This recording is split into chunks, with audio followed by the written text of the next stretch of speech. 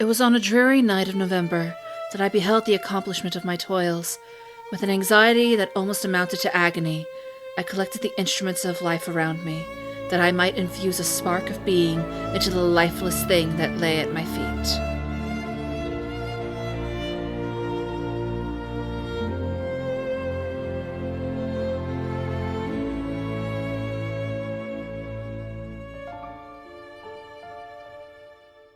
Welcome to New Tree Telling, the podcast where we explore all the ways old tales are made new. I am your host, Jasmine Garcia. Welcome back to Monster Month 2, The Dead Are Rising. They're coming to get you, Barbara. It's alive! It's alive! It's alive! It's alive! Oh, in the name of God! I know what it feels like to be God! Death is but the doorway to new life.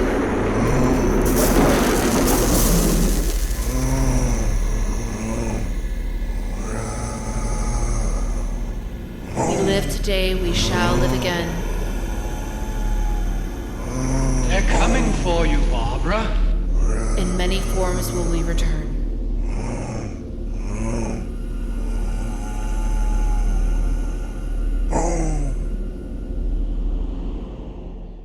And joining me today are... Introducing the movie that has always existed on VHS, and then how there's for a new generation, it's River. My name's Kyle Calgren. Oscar Wilde said to define is to limit. Oscar the Grouch said scram. But more importantly, Oscar the Grouch said, I love trash. And that is why we are here today. That's glorious. Let's fucking go! Hi, my name is Callie, and I am a Lisa Frank child of the 90s. My name is Charley, and I put the dead in dedication. And we are already off to a giggly start. Today, we are going to be covering the movie that really deserved a whole lot better this February, Lisa Frankenstein. Greetings, I am IER60, Star Wars Retelling Connections. Point of intersection found. This is a degree 5, featuring multiple crew from the prequel and sequel trilogy, Rogue One, Solo, Rebels, Resistance, The Mandalorian, The Book of Boba Fett, Obi-Wan Kenobi, Ahsoka, and Skeleton Crew. I mean, I stand by what I said. Like, spawned into existence as a cult classic, this movie has always been on the VHS shelf. It just exists there. It never came out on VHS, but it permanently exists on VHS. As it belongs and as it should. It always was, it always has, it always will be. There is a very small canon of fictional works that can be considered perfectly told dick jokes. And Lisa Frankenstein is on that short list. It is a perfectly told 3-act dick joke in the form of a VHS-style Monster Teen monster 80s movie. comedy. Yes. Yeah. Yeah, I live in the Republic of Georgia, which is the country. People tend to get confused. The movie didn't come here. I was so upset. I was really, really looking forward to seeing it. And I've been busy lately because I'm moving to yet a third country, and I haven't had a lot of time to sit and watch things. And I was so excited that there was an opportunity to be on this podcast because I finally had like an excuse to be like, it is required tonight that I have to sit down and watch it. All I knew was that I was excited for it. Last time I was visiting family in the United States, I saw a giant standee for it at the movie theater, and I'm like, well, this looks amazing. But yeah, I mean, you saying it deserved better, and me not even getting it across the ocean, I guess kind of pieces together. Both Like- you and this movie deserved better, then. Speaking of piecing together, like with needle and thread. Ba-da-ba-ba-da-bop-bop. We're gonna have so much fun tonight.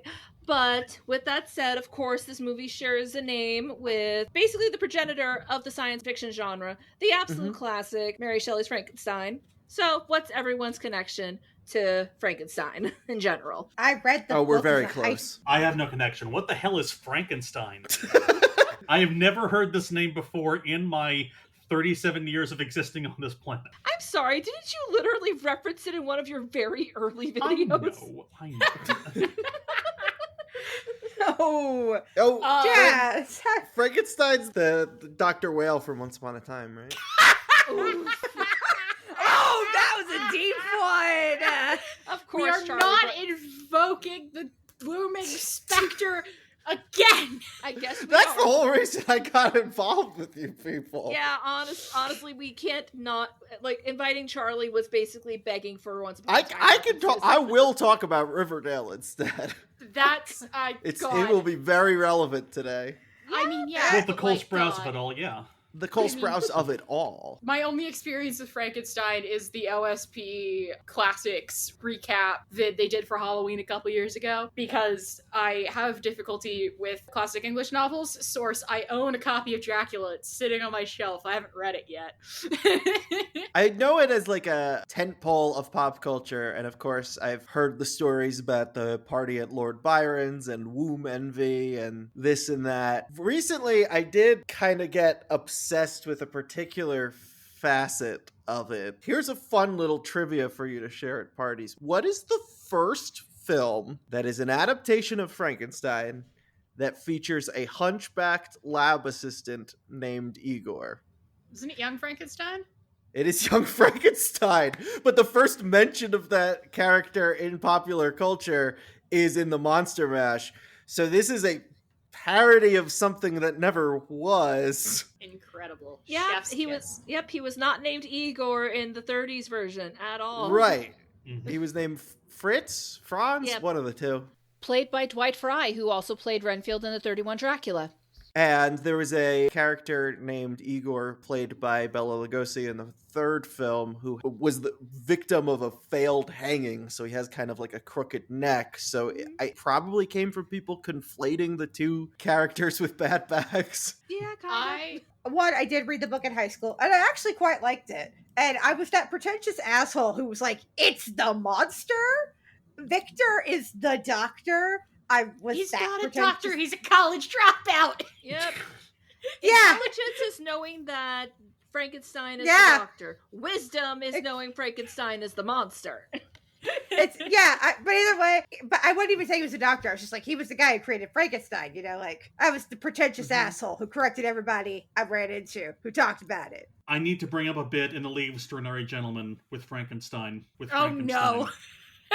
Go. No. Of course you did. Frankenstein shows up in the last volume, The Tempest, and someone asks him, everyone just calls you Frankenstein. I thought the proper nomenclature was that you are in fact Frankenstein's monster while your creator is Frankenstein. And Frankenstein's monster just says, how is that supposed to make me feel? Fair. I mean, where's that one comic where like the monster is suing for the rights to use Frankenstein's That's great. name, and Yes. and the Wolfman's his lawyer, and whatever, and Victor is like having a breakdown That's in like the wonderful. corner when the Nice. judge grants him rights because he's like, And- pay your child support. I always No. think too, there's a moment in a Linkara video where he points out that in Son of Frankenstein, Victor's son is like, so this is my brother then, which means that like the monster is a Frankenstein. But his mother was lightning. Mm-hmm. We should also point out that the character that stars in this movie is not named Lisa Frankenstein. No, No, her name, her is name is Lisa Lisa Swallows, Yes. which is a hell of a dick joke. Diablo Rather Cody, could a bard.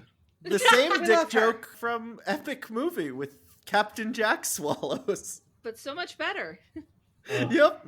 And so my other Frankenstein connection is going to be, God, I'm going to be an annoying asshole here for about 30 seconds.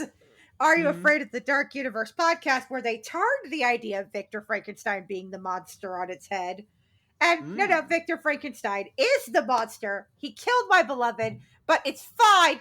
Don't worry about it. He gets better. And also, like, they do very similar things with the whole gross, pus, ucky, horror elements of it all. I have seen Young Frankenstein like 100 times. Yeah. We all I have not. I've Yeah, never seen Callie's Young a- Frankenstein. Callie, I've never seen the 30s Frankenstein. I've never seen.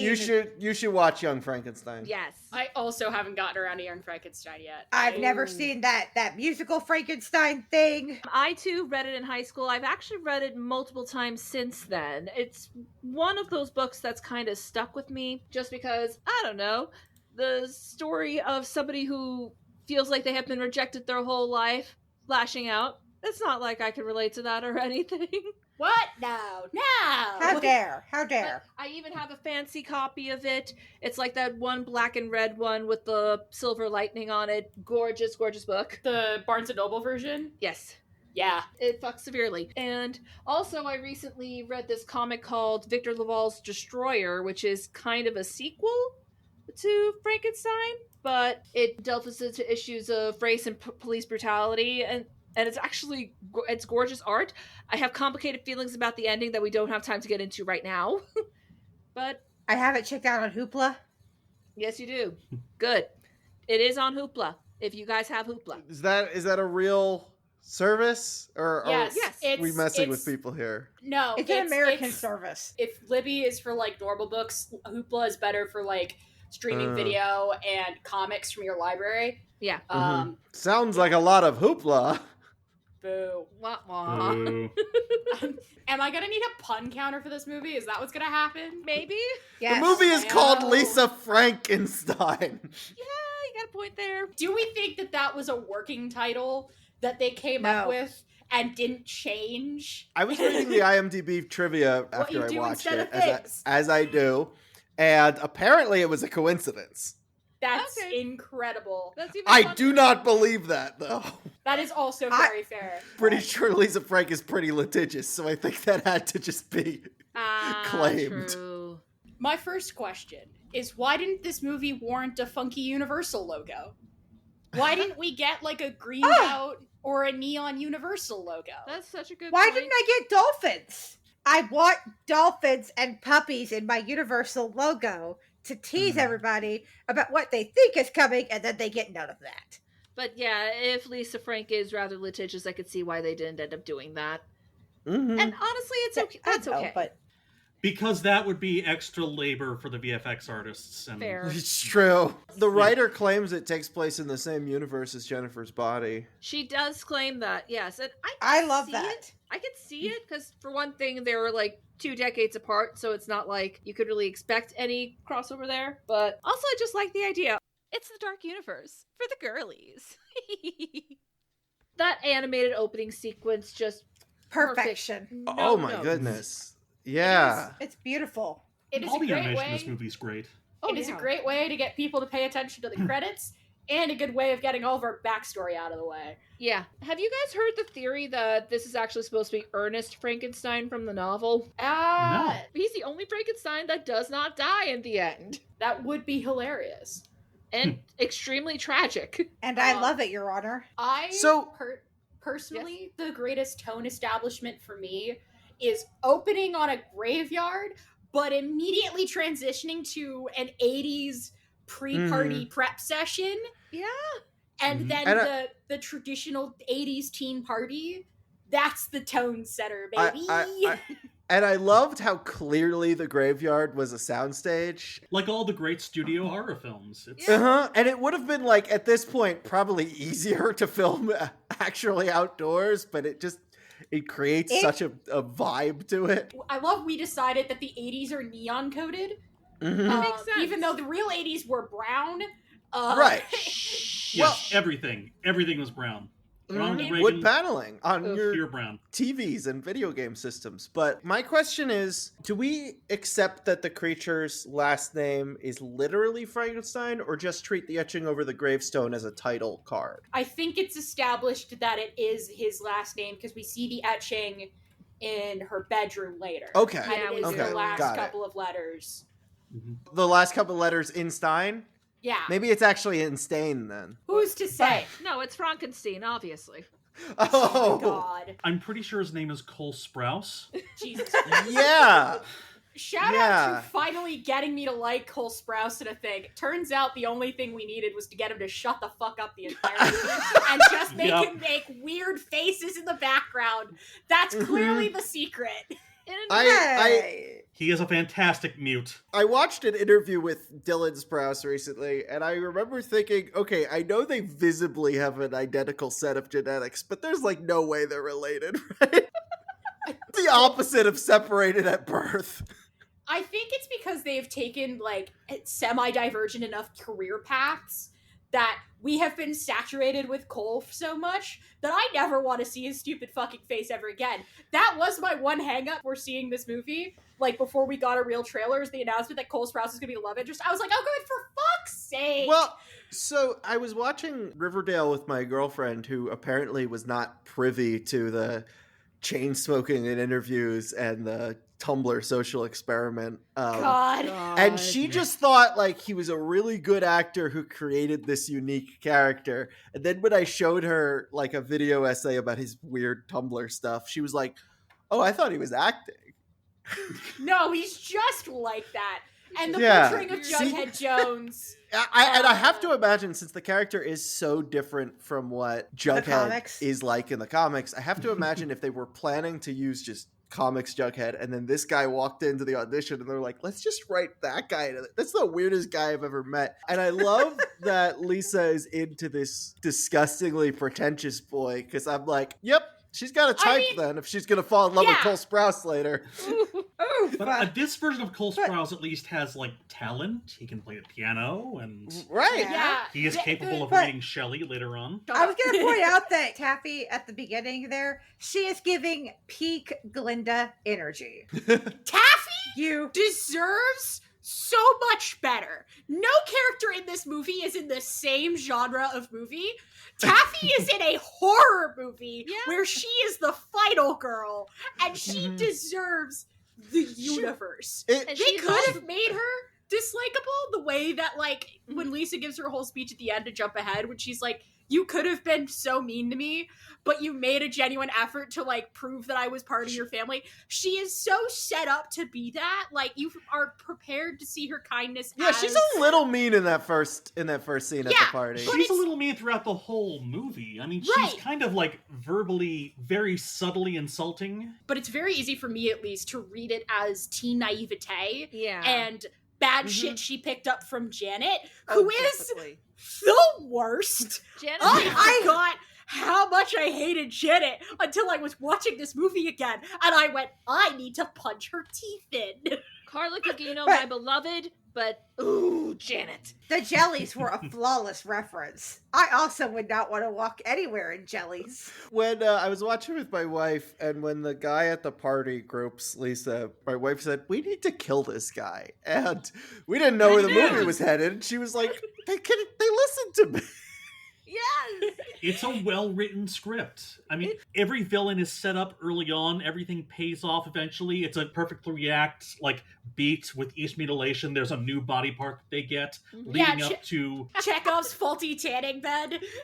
Yeah, it's. Which, by the way, is named Kiss of Life. I am obsessed. Once we're at the party, I forgot how awkward the party made me feel until I was rewatching it again, and my nails were like in my couch cushions, being like, oh, I hate this. I hate this because I am Lisa, and Lisa is me in this situation. Please don't drink PCP.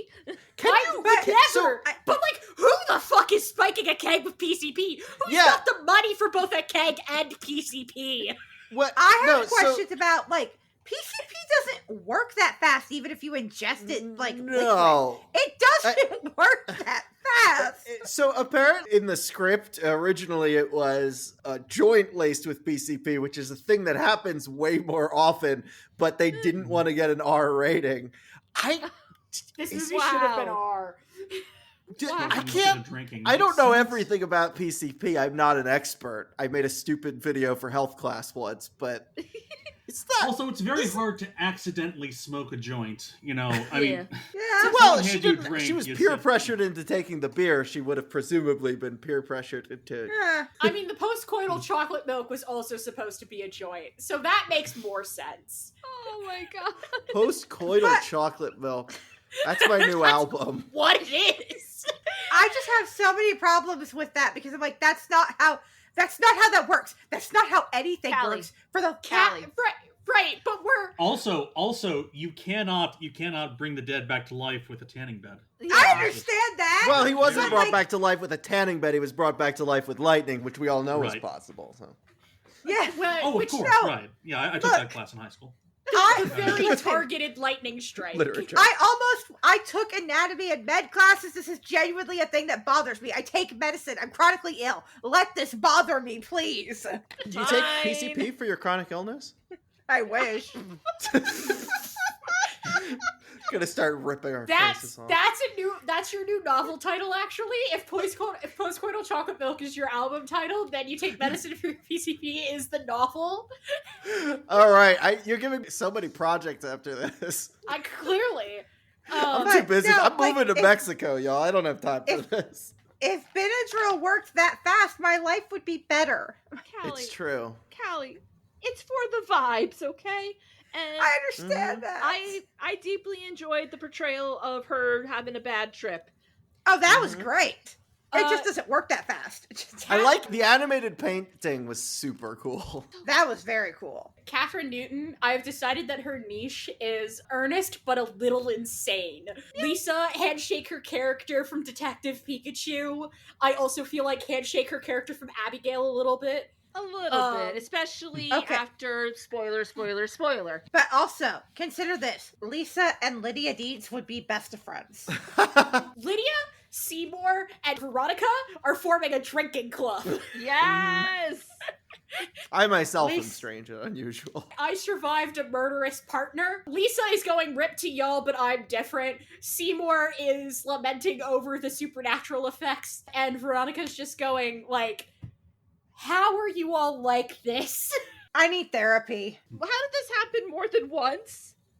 Yeah. And Sydney is the group therapist. Okay, I guess if we're counting JD, then Sydney also counts Yeah. in the murderous partners See? club. And But Sam yeah, can join too. again, good use of our current neon aesthetic obsession. Every use of neon in this movie is the correct use of neon. And Oh, that- The colorist did a fantastic job. Just This Yes. this The is magentas are insane magenta-ing. for a directorial debut. It's so gorgeous. Where is that one Tumblr post where it's like writing in glitter gel pen, I fear I'm losing my sense of humanity? That's this movie's energy. Yes.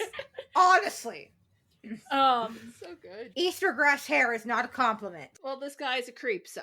Yeah. I know. Okay. I need to shout out Michael Trent's actor for a second, because apparently this is like his first big movie. He was in like It is. Euphoria or whatever. Oh. This is his first movie. He doesn't even have a wiki page yet. Yeah. Whoa. He is so good at that very specific brand of teen Oh, yeah. boy that, like, you kind of know, but is also frequently used in filmic archetypes Oh. of the sort. Oscar Wilde said to define is to limit. It is very, I can't tell if it's a combination Someone here plays a character that's kind of like that character. of, like, the way his face is shaped and the hair, or if it's just in the delivery. But it is very much a chef's kiss caricature of whatever the fuck that brand of dude is. Also, while I I was think the term watching is the fuckboy, correct right? intellectual fuckboy, Hipster which is its fuckboy. own separate brand of fuckboy. When I was watching- PHUQUBOY. Yeah, Fuckboy. Yeah. yeah, Fuckboy. fuckboy. What's that? Is that French? What's that Excuse mean? me. Excuse me. I am a fuck boy. I am the smartest fuck boy in the room. It has to be no. It can't be a French accent because French is not pretentious, but it's like there is still some level of like pretentiousness with the French. It's Quebecois. Okay, well, I will slander the Quebec whenever possible. They deserve it. It's also, like I said, the same type of guy that Cole Sprouse really is. Yeah, no, Which is exactly. kind Ironically. Oof. Which is why I say we are saved in this movie by Cole Sprouse having 0 lines. And again, Oh. He's good. Cole Sprouse is great in this movie. Yeah, he's perfect. He's kind of perfect. He apparently studied with a mime to develop the mannerisms. Which, like, Honestly, yes, I good, respect not it. Good needed. movement work. Yeah, he is a believable monster. He is a believable fresh corpse. Not fresh corpse. Ancient corpse. My favorite facial expression he makes is right after Lisa tries to defuse the piano scene, where she's like, right, I gotta go change my pad, and you've gotta get back into the closet. I will see you in a bit. And she runs upstairs, and he just sort of has this look on his face of like, the fuck am I supposed to do with that information? I also guess. love when he poses like Victorian portraits when he's a little more ambulatory. I know, right? It's so funny.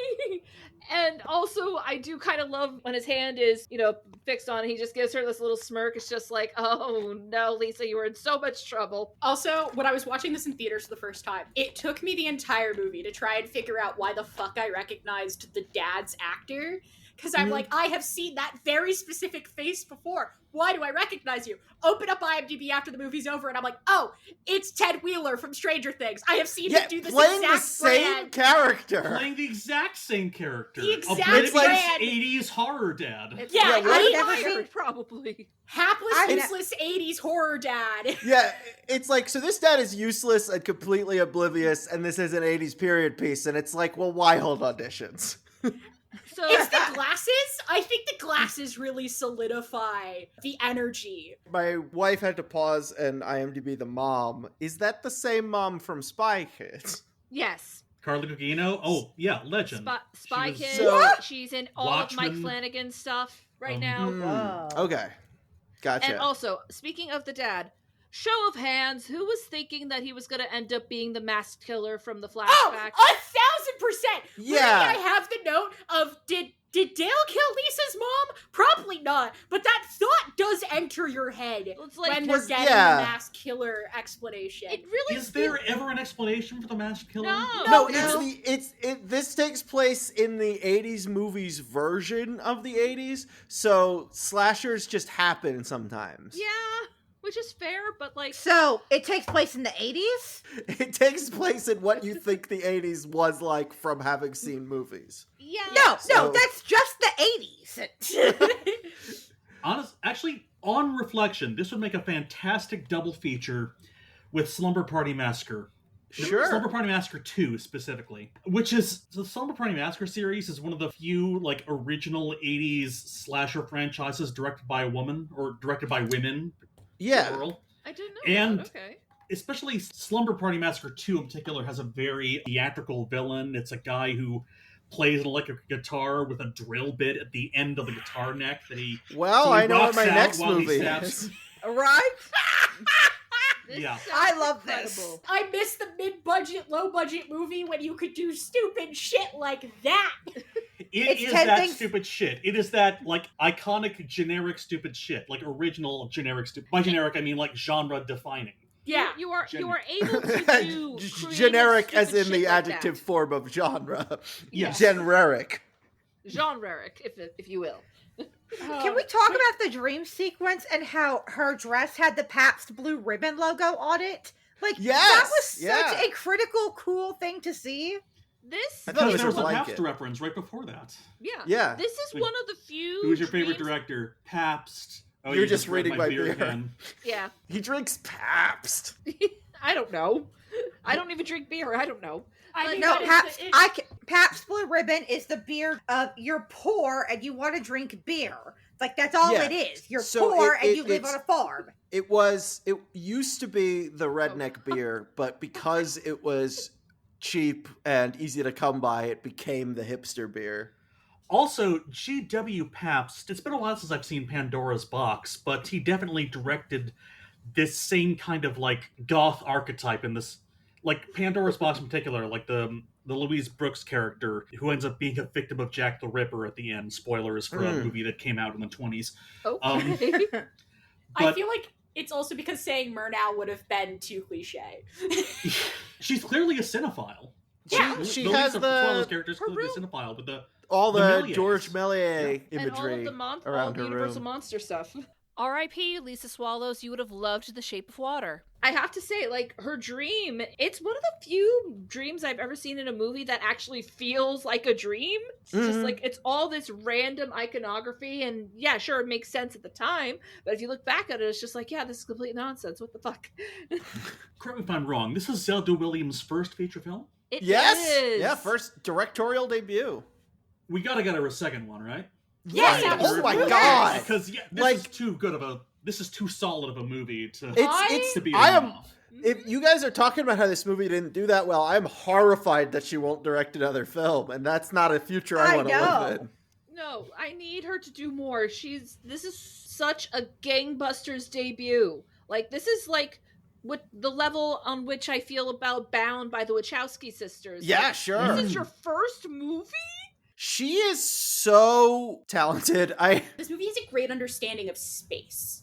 I think is its strongest feature. Because when we are in the house, we don't get more than the bathroom, the living room, that weird-ass dining room, and Lisa's room. And yet I still feel like I have a really solid geography of this house.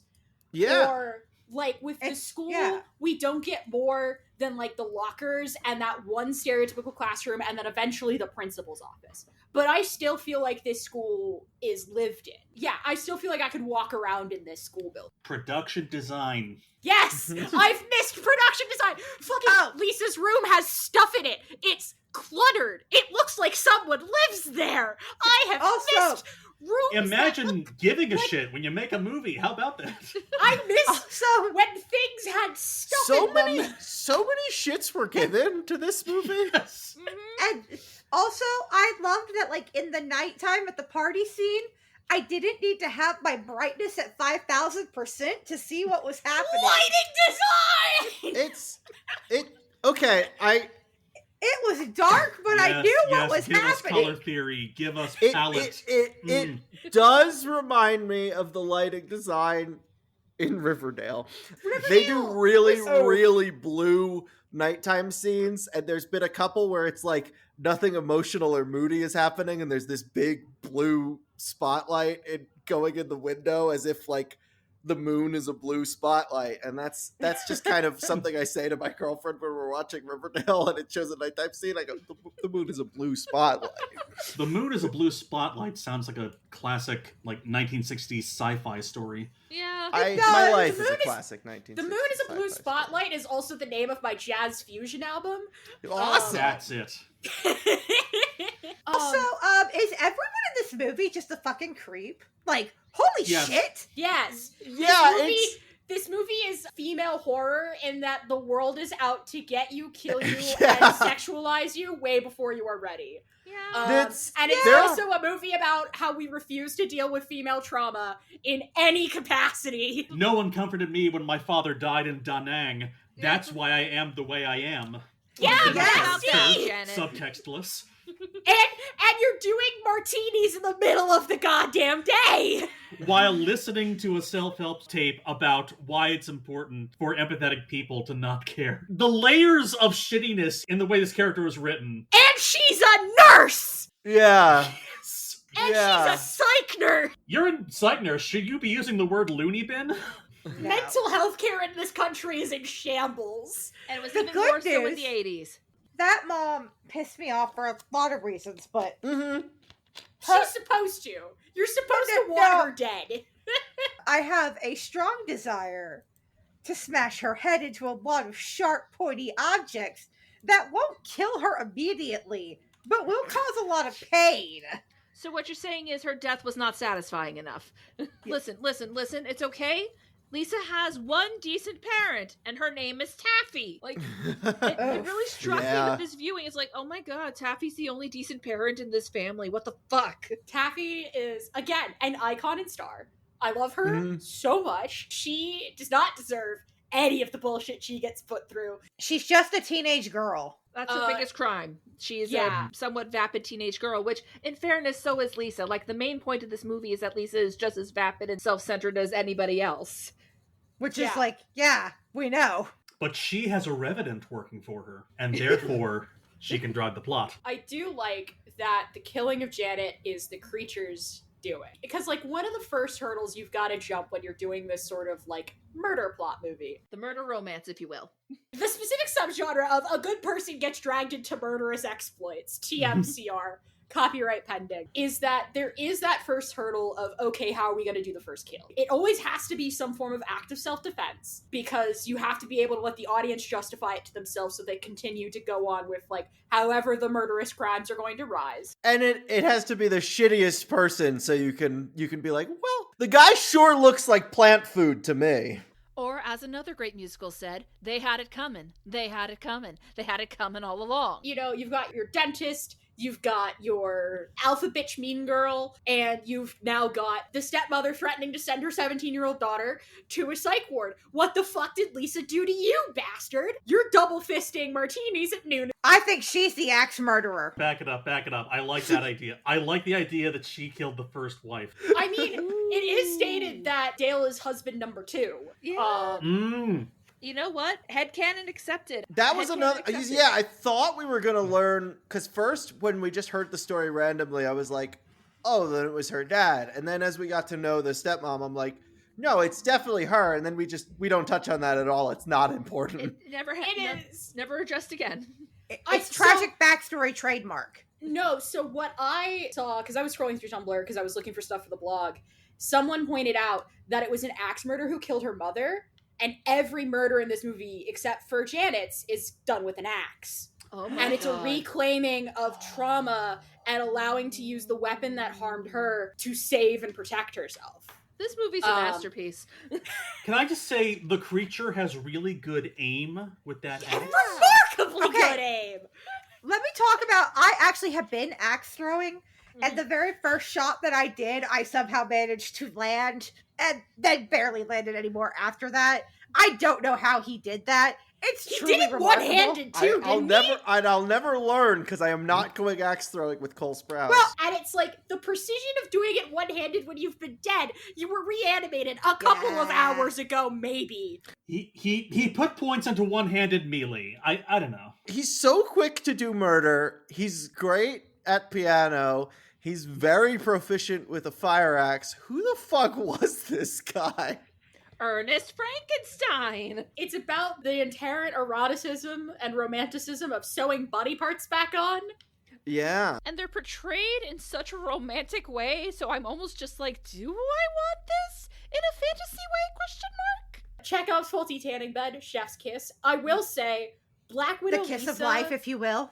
Black Widow Lisa is a bit of a jump to make, but it fits for the tonal punchline of the mini montage, so I guess I get it. Oh, we forgot to talk about how they managed to squeeze in an 80s shopping montage into this movie. Yeah, going in the closet, yeah. The makeover montage as he tries on the different outfits in her closet. Flawless. And still ends up in the most 80s teen boy looking fit Yeah. of a blazer, variety of band shirts, black shirt. I or black. as you know, the non-binary, I'm very Yes. appreciative of all the times he's not forced, chooses somewhere in between to wear women's clothing here. I'm like, I could pull off that look. Yeah. Did Cole Sprouse wears that robe? Well, that pink silk robe. Yeah. Lisa thought so too. Yeah, everyone in this pod except for Kyle is not cis, so Yep. Kyle is our token cis. Kyle is cis so far. Yeah. Sure, yeah, cis so You far. don't We know. support that. People have learned things it's a about journey. themselves older than you. It's a journey. Okay, so do we think this movie takes place in the South or the Midwest? I think it Yes. takes place within a VHS tape. Yeah, in a blockbuster. But I do appreciate how ugly the interior of the house is. Yeah, in a very specifically 80s way. How do we feel about our love theme being REO Speedwagons can't fight this feeling? Why is I'm it a both sucker for it. perfect I love and it. like so little absurd? Because I love Because it. it's I an think 80s movie that came on VHS immediately in 2000, whatever year this movie came out. It was literally this year, Callie. I think There you for go. me, my hang up is that I cannot divorce the song from the cheesiness, which I don't think this movie wants me to do. I think my movie wants me to lean into it. Yeah. My movie. And It's a but very also personal experience. but also I also think that like any other song choice, like if you had gone the goth rock route that this movie has set up as its sonic palette, if you'd gone the new wave goth rock palette, if you had it been like, you know, Friday I'm in Love by The Cure, which wouldn't have come out yet, which would have been anachronistic and whatever. And also it's a little too ironically happy for the vibes. REO Speedwagon actually fits the mood better, go figure. I have the cure. Oh, no. It's not that kind of cure. It's like it's a band. They can't make you better. I mean, they can, but emotional. Also, amongst the pile of records on the floor is a Robin Williams album. That's Zelda Williams too, in for flavor. And then in the last shot, the creature is wearing Mork from Ray- Mork's overalls. Oh my Yeah, God, Ryan, this is oh suspenders. God. I have feelings now. Can we talk about the choice of song during the dick chopping scene? Yes, Sure, I know On nothing the about Wings it. of Love? This music rocks. Oh my gosh. What's going on? Dude.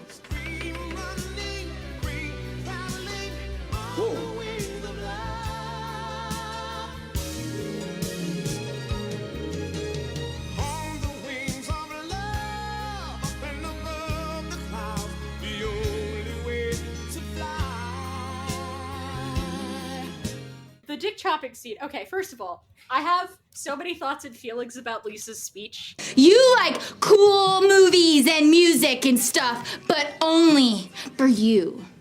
You want to be the smart one who likes cool stuff, and you don't want your girlfriend to like cool stuff.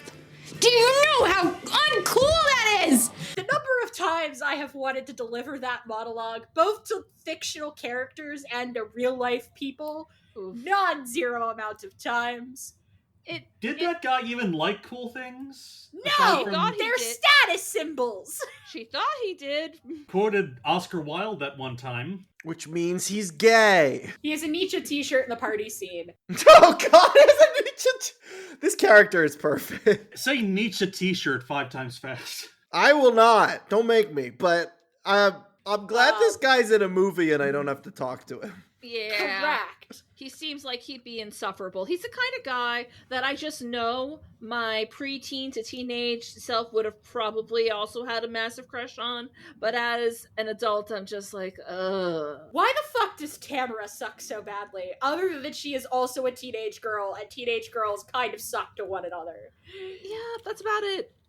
God, she also drove me insane, but in like the way the movie wants me to. You know, and you know, it kind of shows that even amongst her fellow quote-unquote weirdos, Lisa doesn't really have a place. I love the noticing the whiteout on the nails, but not the fact that her fingers are still coated in blood.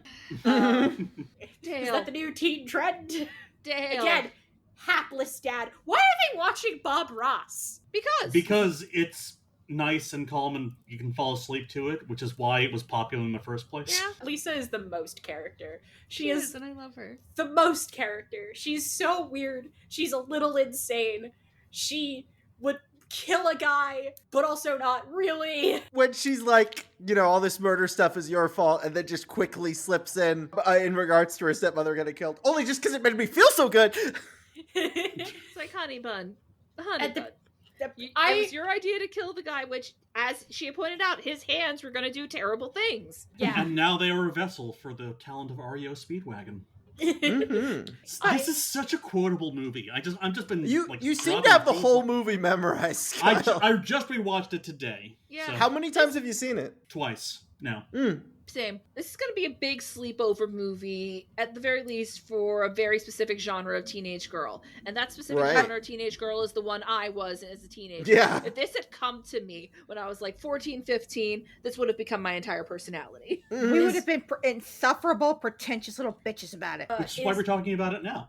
I know the version of me that adores this movie heart and soul. Because, like, I like it well enough. I don't know if I'd ever, like, rewatch it for something that isn't, you know, on purpose, or like if I didn't want to show it to other friends, because I do have like its second act is kind of non-existent. We sort of just go from 1 to 3, with 2 sort of being a bit of a short soup, I guess. Like if I had to track it on a graph, which is, you know, whatever. You don't necessarily have to have a big trackable plot to, you know, be a good movie. But, like, that's one of those hangups that I initially had. For me, it just feels like this movie takes place in a version of reality that doesn't feel like reality. So when we go from 1 to 3, it's just like, yeah, there are no 2s in this world. The version of me that is obsessed with this movie, heart and soul, is the version of me that saw Heathers younger than I did.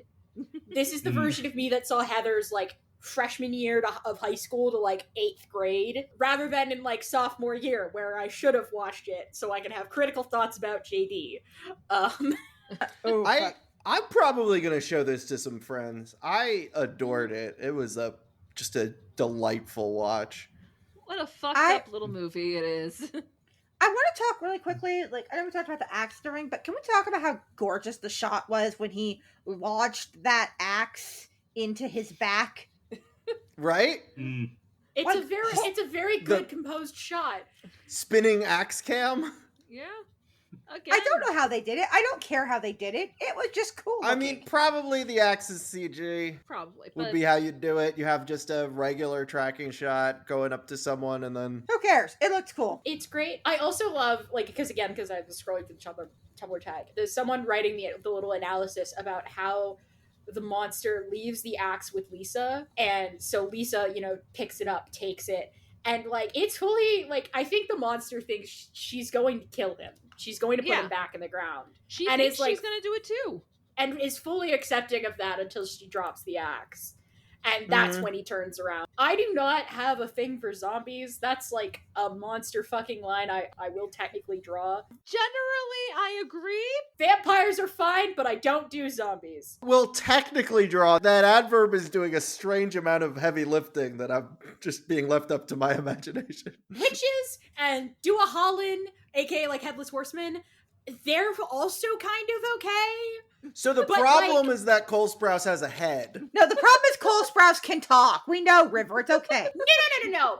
The problem is that the zombie is just too gross. Also, zombies don't have personality. Zombies are just go forward and bite. An animated corpse, like he has like a bit of a personality, but like it's not enough to like real like Lisa does a lot of talking at the monster. The and the monsters spitting worms thing. I'm gonna have to close my eyes when I rewatch that part, so I wouldn't want to be around this guy.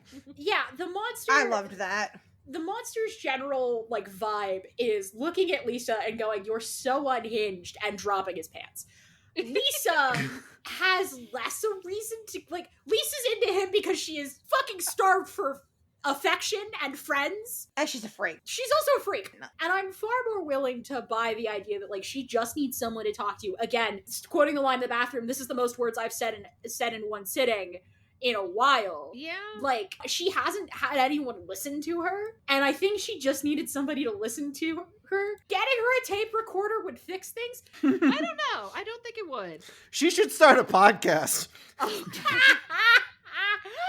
Oh my gosh. So I feel like, for me at least, there is that bit of flaw in the romantic tension. I don't see these two characters having a future, which, like, yeah, they have the whole death is temporary, love is eternal or whatever. But as someone who has, unfortunately, too many thoughts about rom-coms, and this is technically one of those, the processes of which a rom-com is established is you gotta have that second act of bonding. I mean, they have a lot of bonding. They do, but it feels kind of They one-sided killed her because... molester together. That's bonding. Mm-hmm. They killed a molester.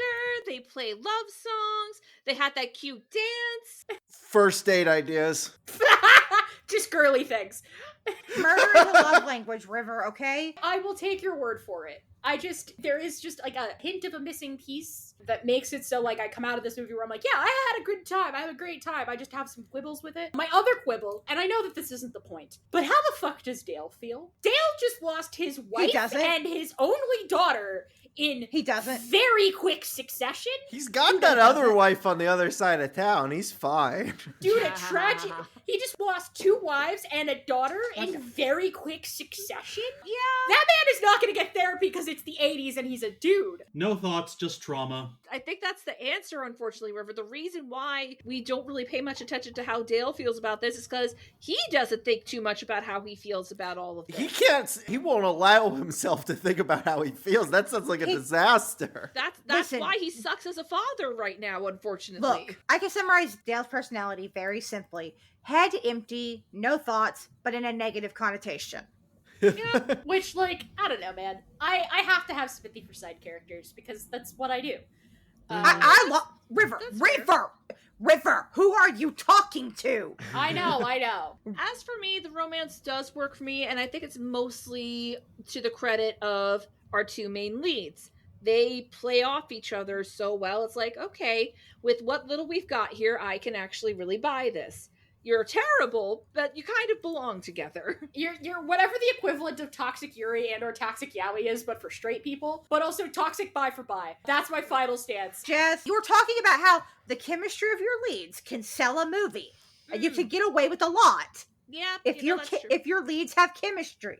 Mm-hmm. Tom Yeah, Cruise and actually, it's true. Annabelle Wallace have no chemistry. These two have a lot of chemistry. No matter where Dale/Ted lives, his kid will be hiding something in some kind of creature in the closet, something supernatural in the closet. We are really running with the Yeah. I'm obsessed with it. I've never watched Stranger Things. This is all just... Neither have I, and now I probably never will because of that Zionist brat. It's fine. Don't worry about it. All you need to know is that Ted Wheeler is a hapless 80s dad and a different And flavor. that 11 gets hid in the closet. Kyle, what'd you think about the romance then? Watching it the first time, I oddly enough sided a lot more with... I understood Cole Sprouse the first time I watched it. I understood... I don't want to call her Lisa Swallows. Please, it's Cole Sprouse's monster. I followed Catherine Newton's emotional journey closer the second time I watched it. Okay. Because I could I love the way Cole Sprouse just had this whole mute journey of a guy trying to communicate with someone. He's new to this world. He's just out of the ground. His body doesn't work. And can't we all relate? Yeah, their actions felt very logical and sound and human in a way that just worked as a love story. Yeah, I have to agree. That he is gives her the best puppy dog eyes too. It's Yeah, like, that goes a long way for me. It works. It's so wholesome. It works in the moment to moment, and I think that's the thing. That's the strongest thing this movie does, is that I was never questioning it in the theater, or I was never questioning it when I was sitting down to watch it. I step out of the theater and I have to do critical thoughts and critical analyses on it, and I'm like, okay, but hang on. And I think that is the true secret to any good rom-com, is you have to not be questioning it in the moment. If you're not questioning it in the moment, then the rom-com's doing its job. Yeah. You're on the roller coaster, you're having a good time. It doesn't matter if you start questioning it after you leave the theater, because the movie's already done its job. It's gotten your money, and you have seen the art, because I'm not calling it content. Hell no. You had a good time. Right, that's the thing. I was telling Jazz about this, but rom-coms as a genre, their hang-up is if your audience starts to do the gender politic, do the social political commentary, starts nitpicking and sifting through it and tearing at it with, claws and teeth. If it's making you remember that feminism exists and that love isn't real, then a rom-com has sort of failed to do its job. Editor Jasmine here to say that I didn't really get the chance to refute what Rivers said here. For the record, I do believe it is possible to have a feminist rom-com, and I do believe that love is real. Rivers entitled to their wrong opinion, but I just wanted to get that out there. I think that's kind of the point of the movie, is that it's fucked up and it's weird that these two are together, and it just gleefully doesn't acknowledge it. Like, but it still they're works. doing murders together. Yeah, one of but them's dead. One of but them's that a also- teenager. That also ties into the thing I am surprised we have not managed to bring up yet. That ties into the monster fucking. Oh, 100%. I mean, this is Monster Fucker the movie. I feel like This doesn't need to be discussed. I love it. This is not monster fucking for straights, because the only monster fucking the straights accept are vampires and ghosts for some fucking reason. I think it's the belief in an afterlife and the sexiness of undead, but also immortal power fantasies and riches and being humble amongst richness. Anyway, insert Dan Olson's lukewarm defense of 50 Shades video here. The gays, the girlies, TMCR, that specific brand. Girlies, gender neutral. The gays, the girls, and the goths, and the theys.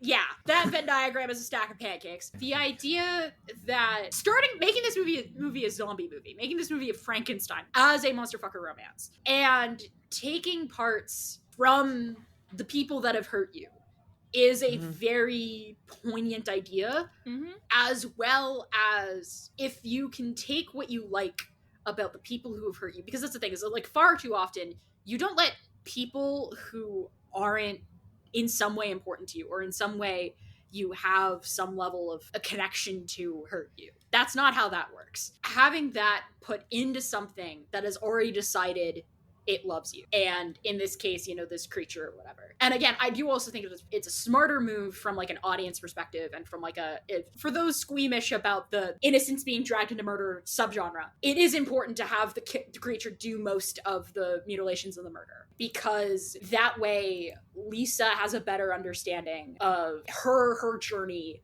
of understanding. And like, we don't get you only get to like cool things, that's deeply uncool. Thank you for being nice to me when no one else was.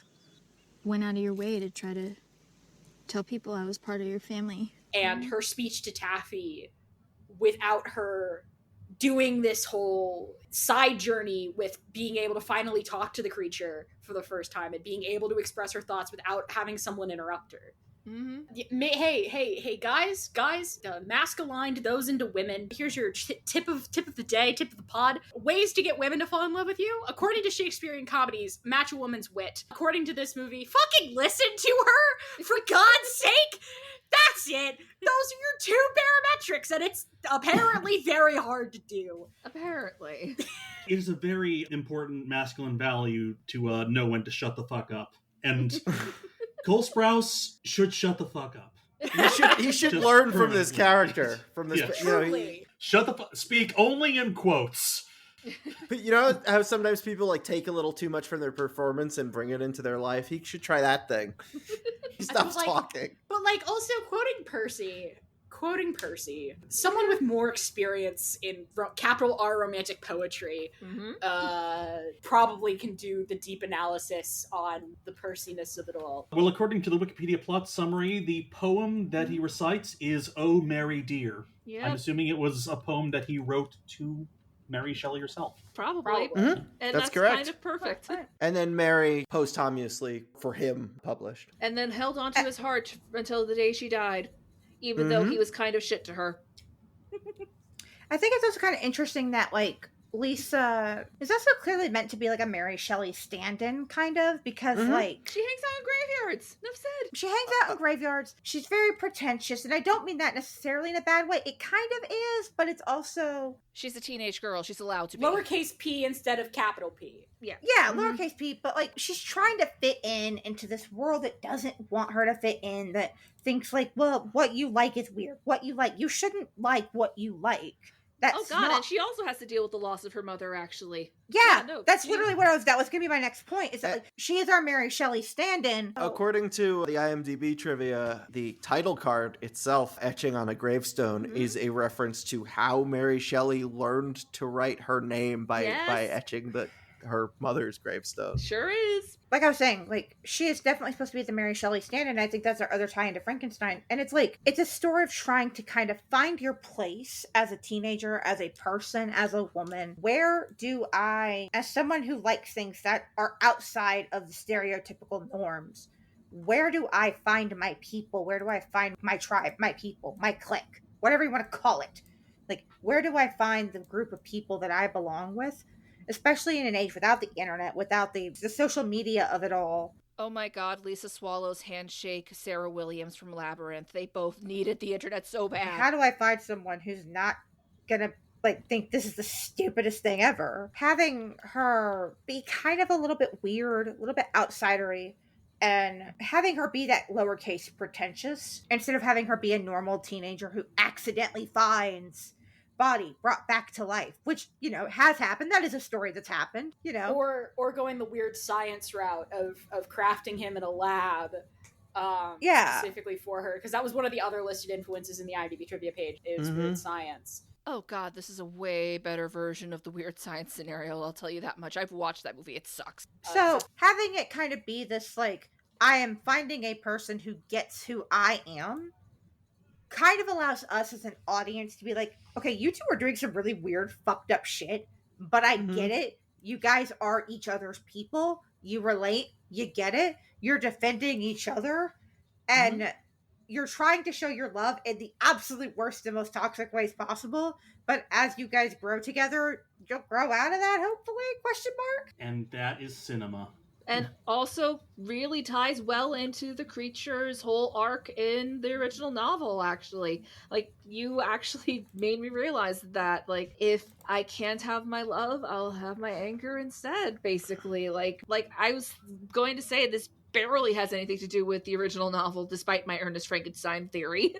Which isn't even really mine, but thematically, I guess it really is. It's about what happens when you deal with someone who's been rejected so much and feels out of place, and the bad things that will happen to the people who have hurt them over it. Hurt people hurt people. Yeah, I was gonna say, as an ex-teenager. Oh, I didn't know that about you. The fact that every high school is not an absolute body pit in the corpse sense truly a miracle of God. But every high school should have over its doorways, were it not for the laws of this land, you would be dead. That's why teenagers also are so bad at follow through with any of their ideas. That was nature's defense against them. Yeah, nature's defense against teenagers just out and out, like, deciding that fuck everything, burn it to the ground, is a lack of follow through. ADHD isn't coping. ADHD is a defense mechanism, actually. There's a Tumblr post that it's like, were it not for the laws of this land and my executive dysfunction, you fuckers would be doomed. Yes. Yeah, that's the energy. But yeah, I can't help but think about this movie in concert with Heathers, because they do. Yeah, I think it wants you to. They're basically the same movie in a way. They sit on the same VHS shelf. They're not the same movie. Yeah, that was mostly a joke. Lisa doesn't reject the monster. While Veronica ultimately does, yes. Which is why I think that Veronica is looking at Lisa going, what the fuck? This is the movie that takes the original ending of Heathers, where the bomb does go off and the school goes up and they all have that prom in heaven. Boom. This is the movie that looks at that ending and looks at the actual ending of Heathers, with Veronica standing in an ashen mess after convincing JD that, insert the musical's thematics here, because the musical has a lot more sympathy for both of those characters than the movie does. Hope you miss me, wish you'd kiss me, then you'd know I worship you. I'll trade my life for yours, and once I disappear, clean up the mess down here. Our love is God. Our love is God. Our love is God. Our love is God. Say hi to God. This is the movie that looks at that and says, okay, but like, what if we had empathy for Veronica? Because I love Heathers to pieces. That movie has no empathy for Veronica, nor should it. It is a true 80s black comedy. It has empathy for no one. Maybe for like 5 seconds, Heather McNamara, aka Yellow Heather. For like 5 seconds, maybe her. But then it remembers what it is and says, no one gets empathy. And I think that's, again, what the musical does better, is it decides to have empathy for everybody. Little bit, smidgens a bit. Whereas this movie has empathy for our Veronica stand-in. It has empathy for the Dear Diary, my teen angst bullshit has a body count. Where it is very much, I don't want to use the weird girl phrasing TM, because that has connotations, and 8 times out of 10, the weird girl, or not 8 times out of 10, that's too high, 6 times out of 10, the weird girl is just that Liz Lemon 30 Rock bit. Hey Liz, how's the telescope? I don't know, Kelsey, how's your mom's pill addiction? Listen, Lisa was this close to being that, let's be real. The only reason she isn't is because she falls in love with the corpse and starts killing people. Yeah. But also, like, all of Taffy's friends are fake. But, like, whatever. Very few people have genuine friends in high school, I've come to the conclusion. Hi, Jess! The fact that all of my core group of hometown friends have been friends since middle school, just put that away. I am the outlier and I should not be counted. I am Friends George. Hey! Friends George. You eat 10,000 friends every night? Charley! No, Jazz and I are outliers too, I guess, then. Well, yeah, but you were an online friend. I'm talking about, like, actually... My IRL friends, and I have multiple. Yeah, exactly, IRL. In this particular instance, again, all of this could have been solved if Lisa had, like, one singular friend. But again, she's also dealing with the new kid thing. A line that is also glossed over almost immediately is she's also a transplant. Starting over her senior year. Starting a new school in senior year sounds insane. That's a special level of hell. If that had happened to me, I probably would have killed someone. Basically, my dad couldn't hold down a job, so the summer before my senior year, I moved high schools. Yes, it is in fact hell, because you don't know what the fuck is happening. You're behind. Point is, yes, it's a special kind of hell. So don't do it. -10 out of 10. Honestly, the fact that Lisa wasn't already killing people before the picture came along. She's a late bloomer. It's a miracle. Again, part of being a femme-aligned / culturally raised female / girl is that you have a small burgeoning murderer inside of you. Hell is a teenage girl. There's at all times. And the fact that there aren't more of us is a miracle of God. So what do we do with that ending? Is it Is it real? It never occurred to me that it wasn't. Yeah, never occurred to me it wasn't. Of course it's not real. It's a movie. Oh, okay. I get those things confused sometimes. Oh Thank you my for God. that. Well No, done, but Kyle. so it's the same physical location as where she was supposed to meet up with the other guy. Met up with the creep. And she's covered in bandages. My argument to it being real is why the fuck would she not be normal if he is already normal? Like, why wouldn't she be alive also if he is alive? If they were doing a heaven gag, both of them would look as they are, or as they are for the rest of the movie. Well, but there didn't seem to be a plan to bring her back. Like, she was just gonna kill herself, and like he was brought back by the strange happenstance of his gravestone being struck by lightning. So like, This is clearly a I don't- magical tanning bed. and he looked like really sad when she was I tanning think he- herself to I- death. I choose to believe that is real. I choose to believe Okay. that is the ending that happens within the reality of the movie, because it's a nice ending, and I don't want to think more about it because I want to go on with my life. Like, there are more movies to watch. I think Lisa did fully intend to, at the very least, fake her own death, but honestly, I think she did expect to die. But I think part of her realized there's a real possibility I will survive this, considering how fucking weird this tanning bed is. Hence why it's like, death is temporary, I'll love you forever. It's like, one way or another, that's but gonna be the case. she did like state to him while meeting with the gravestone that when she said she wanted to be with him, she meant she wanted to be dead. So both his and her interpretation came true, I guess, is the ending, and that's nice. I think the far more important detail to whether or not it's the ending is Sorry, I brought that up. I didn't realize that wasn't a thought everyone had. I just thought I love that insight, though. It's an understandable idea, especially with a movie like this where you have to play with the laws of life and death, and we are already in a surreal, fantasy realm of the 80s. I thought this was something like the dream sequence. I'm sorry. I think the lack of, because all of the dream sequences and all of the other things are so stylized, I think the lack of stylization and also leads bandages. would lead more into it's real within the reality of the movie. It very much happened. I They're thought going to that's what fix you were her. asking when you said, what do we make of that ending? I'm sorry. No, what I was trying to discuss is, again, every character in this being in a different genre. The idea of Taffy and Dale trying to pick up the pieces after all of this.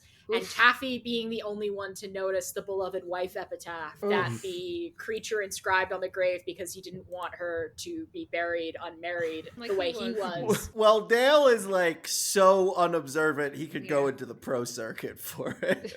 Yeah. That's an Olympic sport for him. Yeah. He missed his Like calling the in Olympic Paris sport where you 2024. have to not notice the Olympics are happening around you. Look, the actor has nailed down one character. He has nailed down one character for his entire career. He will play that one character. He did it so well that if anyone else writes that character, there's not a second person on the short list. There's a set of glasses with his name on it because they're the same fucking glasses. I will live behind these frames. My perception will go no farther than these frames. Only will my perception go no further than these lenses. The lenses actually aren't the right prescription. They make things blurrier and fuzzier. That's the so problem. I can't even see through them. Dale Ignorance / Ted is bliss. have the wrong prescription and literally cannot see their surroundings. Denial is not just a river in Egypt, baby. So talking about how we refuse to deal with teenage girls' trauma, Lisa pretty much gets brushed over the entirety of the fucking movie. Like, this bitch was mute for months and has only recently kind of started talking again, but even then, not really. I wanted to talk about blood-splattered Taffy. Her whole sequence from, getting in the car after, Michael's thing and what have you, and, her grieving Michael's over her thing. over grieving over her mom, and then The great dick chopping. the great dick chopping. Yeah. The fucking shadow on the wall that's the perfect middle schooler's doodle shape of a dick. Exit pursued by flying dong. But Imagine on the set, just take a day, and a whole afternoon to get that one shot right. And so just throwing dildos. Yes. Because it's very clearly a dildo. Oh, yeah. You should get whoever was the dildo thrower on set to guest. See their insight. That poor production assistant. Unless Zelda herself insisted on doing it. I would if I was directing this. But I mean, that does sound like what Robin Williams' daughter would do, yes.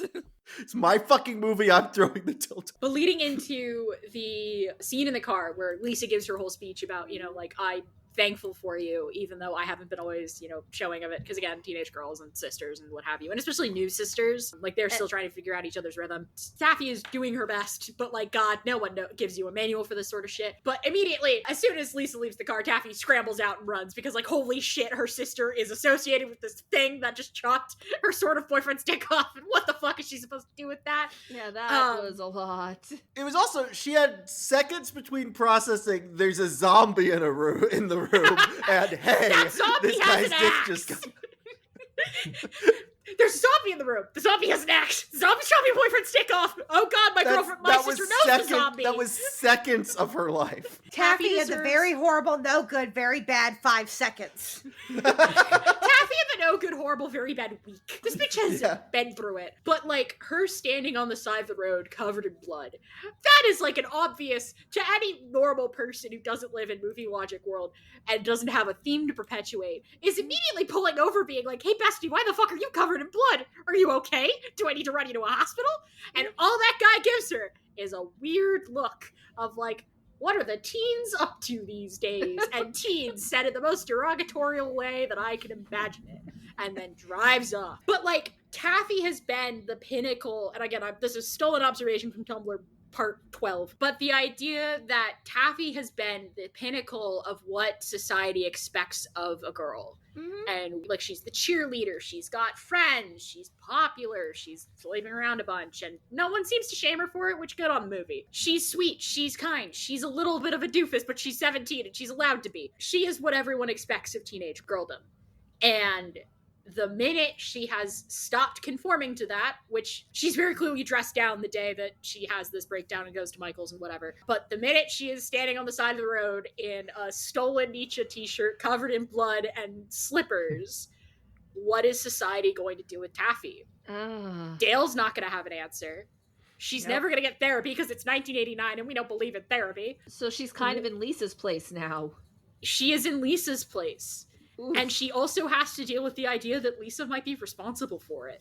Oh, and what do you do with that information? If I get a sequel from this movie, I don't want it about Lisa's resurrection, because that's just doing this movie too Electric Boogaloo. I want Taffy. I want a neon-soaked, psychodrama about Taffy. About Taffy coming to grips with whatever the hell she is, and maybe understanding Lisa a little bit better out of it, but also being able to say, hey, what the fuck was this family doing?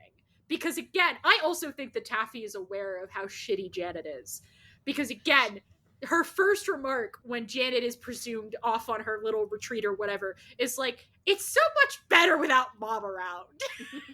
She loves her, but she's aware of her flaws. And isn't that what this movie's all about? Well, and also, like when Janet is lecturing her about the mirror, she's like, Mom, be nice. I am being nice. And like the pizza thing, she's like, Mom, are you fucking kidding me here? Like, she's constantly trying. Taffy's the only decent parent in this house. Like, in a perfect world, there is no sequel. But in your fanficky brain, if someone had the inclination, the right fanfic sequel to this movie is the psychodrama of Taffy coming to terms with whatever the fuck she has just lived through. And not for nothing, but between the slasher opening and the fact that this is supposedly in the same universe as Jennifer's Body, this is the world of gods and monsters, baby!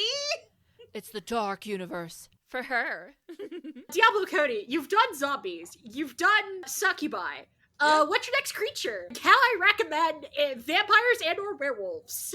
Yeah. I want to see Diablo Cody write about a mermaid. Ooh, sure. Sirens. The drawing she has of the creature from the Black Lagoon, as well as the poster in her room, sets her up as a monster fucker early. Exactly. As we've learned from Shape of Water, the Gilman do be fuckable. R.I.P. Lisa Swallows, you would have loved The Shape of Water. Yeah. R.I.P. Lisa Swallows, you would have loved Jennifer's Body, and it might have made you realize some things about yourself. Well, Jennifer's Body happened in her world. Like 20 years later. She could just observe it. Go drive over. I like this movie a lot. I enjoy this movie a lot, but I do have some, like, you know, when you walk away from it and you stand away from it from like 10 feet back, you're like, wait, did this make any sense, or was this just a fun roller coaster? And I think that's an okay opinion to have about a movie. Absolutely. Is sometimes you just gotta be like, no, that was just a fun roller coaster. That was just a good time. That is actually how I take most of the MCU these days. It's just a fun roller coaster. That's all I need it to be. Sometimes it can be a bad roller coaster, like The Mummy last night. I have severe motion sickness, so I don't know what you're talking about. Good roller coasters. Oh, fair. I do have a great fondness for this movie. Again, I think my inner teenage girl will consider it a part of her personality forever now. If Zelda Williams directs more movies, I'm there on opening day of all of them. This is an absolutely stacked directorial debut. Are you kidding me? I've always been a huge fan of her. It makes so much sense that this was directed by the child of Robin Williams. We have undersold how good of a teen comedy it is. Yeah. I miss teen comedies. I miss professional teen comedies. I don't want to have to go to Disney Channel for all my teen comedies. We talked about this on 10 Things I Hate About You, too. I need the return of the mid-budget movie. Please. This is like a high budget, mid-budget movie. It's in the higher end of the mid-budget film. It like takes what a mid-budget movie accomplishes and puts a crazy amount of production value into it. I miss the mid-budget movie. Movie pretty. Movie pretty. You know, I'm glad someone has finally said it. It's such a gorgeous looking movie. I could say every frame of painting for that, right? Movie including the frame where the painting is animated. There's a couple of those. Catherine Newton, call me. Oh yeah, she's so cute. Goth queen in this. I need to watch *Halt and Catch Fire*. I need to watch Freaky. Like, she basically played a Taffy type character in that. I think I need to watch Abigail or Detective Pikachu again, honestly. I need to watch Abigail. Yeah, definitely watch Abigail. I had it's also a very silly, goofy time. That's going on my list. Thank you, Jazz, for reminding me. If nothing else, because the audio that's been running around on TikTok and Instagram has been pretty funny. I got him! Sammy, those are fucking onions. Yeah, that, yeah. Mm-hmm. I think that's the line read of the year. You stole that joke. Jazz. We did steal that joke. In general, we need the return of the mid-budget movie. We need more monster fucking movies that have empathy for the monster, as well as the fucky. The fucky? They're both fuckies. And isn't that what Mary Shelley would have wanted? The only thing that would have made this movie more Mary Shelley coded is if they had fucked in the graveyard. Shocked they did. Genuinely shocked they did it, to be honest. I think it was because it was turned into a crime scene almost immediately. I mean, yeah, but still. The moment where they agree to fuck is in the graveyard. That is true. And she does feel his laugh in the graveyard. Yeah. They might have actually done it in the graveyard, but they were interrupted by, the cop that got cop tossed. As they should. This movie says a cap. And we Pick up cops and throw them in holes. Pick up cop and throw them in body pit. Cop go down the hole. I think that's also the same pit where Janet and the molester's body is also. Yeah. The dirt is way heavier than the movies make it seem. It's not easy to fill those back up. Anyway, with that in mind, why does Frankenstein endure? Monster fucking. And also Mary Shelley, icon of all. Yes. Yeah, it also invented the genre of science fiction. Yeah, sure did. It's one of those genre progenitors that hasn't aged so badly we ignore it. Au contraire. Like it has aged. It has aged. But of the handful of genre progenitors that we don't huck the baby out with the bathwater. If you're ever wondering if you have been a bad friend, just know that you haven't forced any of your friends to invent a new literary genre to avoid hanging out with you. Oh, fuck. Thanks, Byron! On that note, if the creature is Percy and Lisa is Mary, does that make boy who gets the dick chop off Byron? Yes! Oh, yes. Absolutely! Michael is 1,000% Byron! I love this. Casually typing a reincarnation AU as we speak. This is my recommendation to go read New Romantics, a comic in which a programmer accidentally puts Byron into a millennial body and Oh god. And it involves having to briefly time travel to go talk to Ada Lovelace to figure out how to get her father out of said millennial body. No. Go read New Romantics. It's a great comic. So he basically turns into that character from this movie then? Yes. Anyway. That makes sense. But he does call himself Lord Byron. I think that the story just kind of endures because it's like about a sense of belonging, and it's about a sense of like being wronged and wanting revenge and justice, and what it comes in the great after, the great beyond. Like, who are you as a person? Like, what makes a person a person? It endures because it makes a wonderful berry flavored cereal. That's it. That's what we're ending on. That cannot count that joke. Mary Shelley said that Frankenstein was about how she believes men have womb envy.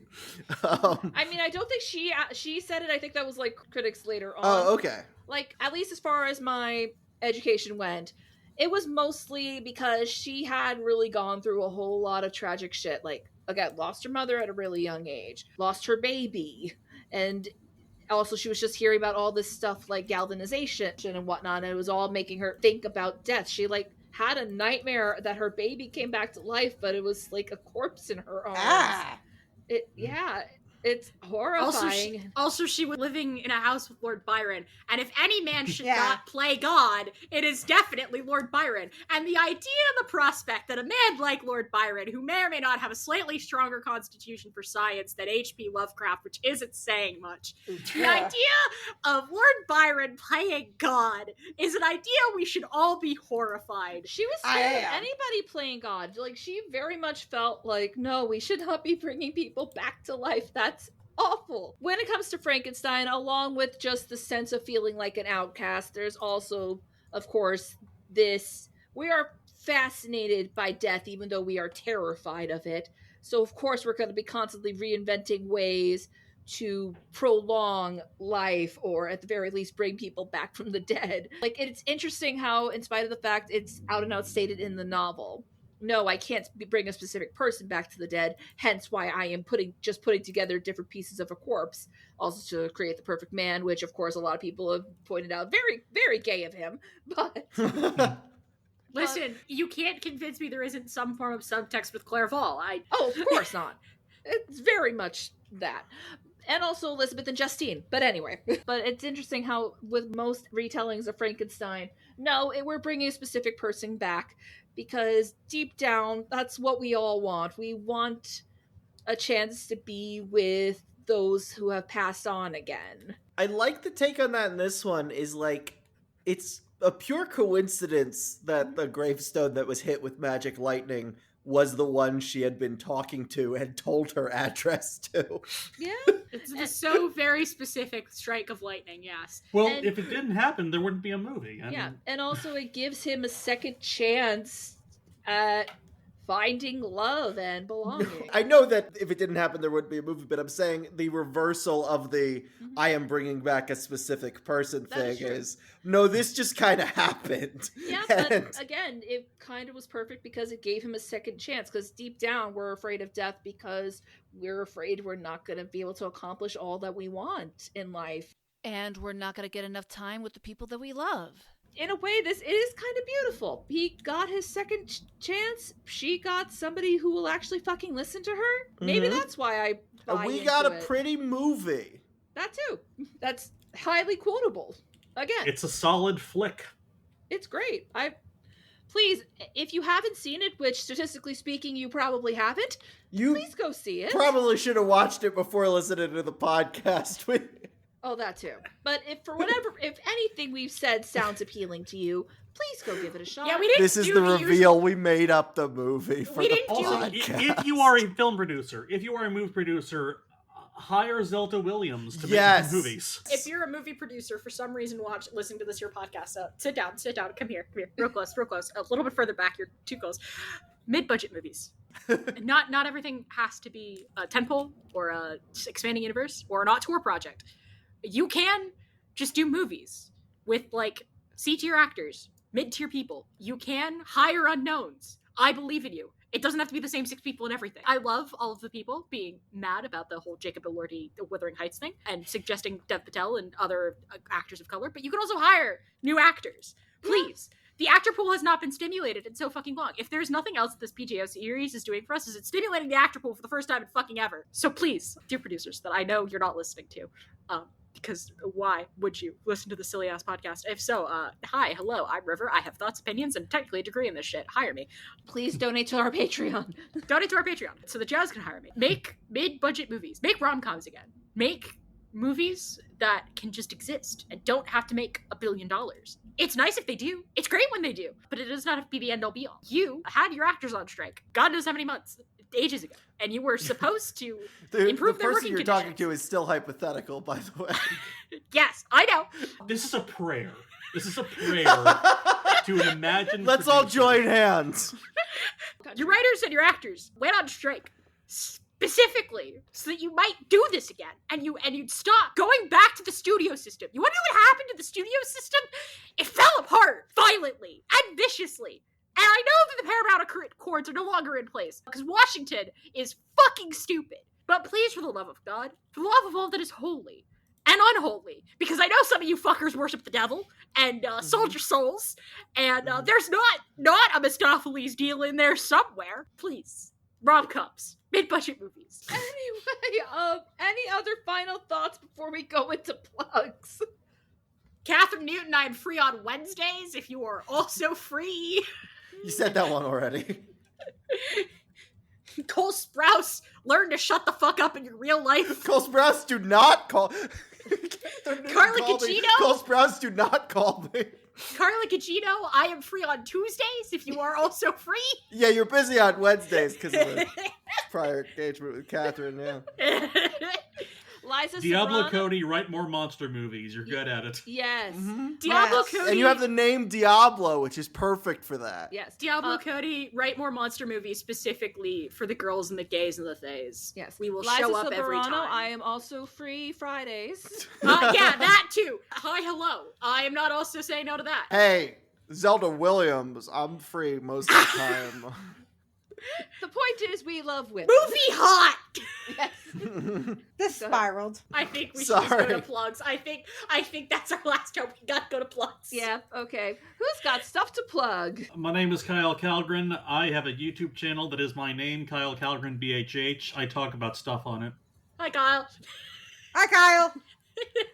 Hey, sometimes people are named after The Legend of Zelda. That's a segue. I have a show called Well Abridged Me Princess. It is an abridged series of the Zelda cartoon, as the name implies. Also, it's not. It's its own weird. I have a blast making it.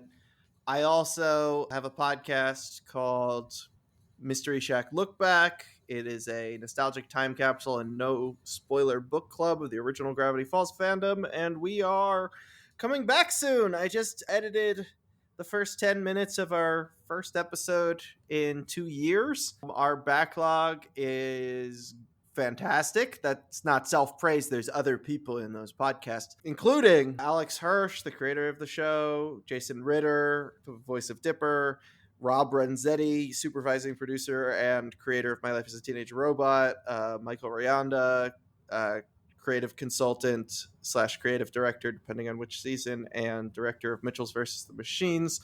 It's a great time. I had a great time making it, and I am projecting that onto you. You're probably just me listening. You'll like it just as much. That's mine. I'm Callie. You can find all of my social medias at the link below in the link tree. I have Tumblr, I have X, I have Blue Sky that I need, that I have all of the socials that do the social things, because I like to connect with people and not go on murder sprees. I also have a Letterboxd where I write movie reviews. I like not being in jail. I'm a soft, squishy person. I would not do well in jail. I'm too sensitive. I'm very picky. I would not do well there. And we don't want to send them to a tanning bed. So, I have all my socials on there. Like a tanning bed for criminals. You can also find that. In addition to that, I'm going to plug, if you guys like good music, you guys like good alternative music. No, I don't like good music. You guys like good some good music. If you guys like good alternative music, I'm going to suggest that you listen to the new single Hell Breaks Loose by Dalton DeShade of the Traveling Show. It is a fantastic new song. I have context to who the Dalton is from earlier. And it has currently been making the Spotify Top Alternative playlist and the Apple Alternative playlist. They are a fantastic artist. It's a really good song. Editor Jasmine here. It should be pointed out that the full EP is out as of this recording. Bodies for the Geek Pit Part 1. You should give that a listen as well. If you go give it a listen, we'd be super grateful. Go support their music. They make great art, and we love supporting good artists around here. Hi, I'm River, and you can find me on Twitter at DreamsRebel, because I'm not calling it X, where I am yelling about hockey because we're so close, y'all. Preseason, we are in the midst of preseason. We're so close. I am also... It's right there. It's right there. I can taste it. I'm also the host of a podcast theoretically coming soon to a podcast streamer near you. Editor Jasmine here again. It's worth noting that The Straights Aren't All Right has officially premiered as of yesterday at this recording. Please give it a listen if you want to hear River, Sam, and I blather on about Notting Hill for an hour and a half or so. Called The Straights Aren't All Right, in which I gather a bunch of queers together and make them watch rom-coms and ask the question, are the straights, okay? The answer is no. Oh, and you can find me on Letterboxd at punk_skeleton. I'm apparently a fun follower. You can watch me yell about Transformers 1, a movie that was not this, but also left me with a strange sense of makes no sense, compels me though. And I reviewed The Mummy 2017 recently, and you can read my Nick Morton Tom Cruise is a monster fucker review. I have no idea what my Letterboxd account is. I only ever wrote one review. It was for the Archies in Jugman, the Archie Comics take on Encino Man that aired as a made-for-TV movie that's really, really bad, and my Letterboxd review was just, no! Why? No! What a sentence. I made Letterboxd to write that. Honestly, I'm such a huge fan of everybody on this podcast, for the record. And as always, you can find me on Twitter, Tumblr, TikTok, and Blue Sky at Favor Vieira. You could also follow the show on Twitter at IER Podcast. And if you would like to help us reach the next chapter of our story, please consider leaving us a review or rating us on the podcatcher of your choice, telling all of your friends and family about us. And even better, if you have room in your wallets, please consider donating to our Patreon, our Ko-Fi page, or just the support the show link below. Next week, we'll be venturing away from the Universal Monsters to Night of the Living Dead, specifically the brilliant comedic deconstruction Shaun of the Dead, which just had its 20th anniversary. Come have a pint at the Winchester and wait for this all to blow over. And remember, stories gain power in each retelling. But soon, he cried with sad and solemn enthusiasm, I shall die, what I now feel be no longer felt. Soon, these burning miseries will be extinct. I shall ascend my funeral pile triumphantly and exult in the agony of the torturing flames. The light of that conflagration will fade away, my ashes will be swept into the sea by the winds, my spirit will sleep in peace, or if it thinks, it will not surely think thus. Farewell. He sprang from the cabin window as he said this, upon the ice raft which lay close to the vessel. He was soon borne away by the waves, and lost in darkness and distance.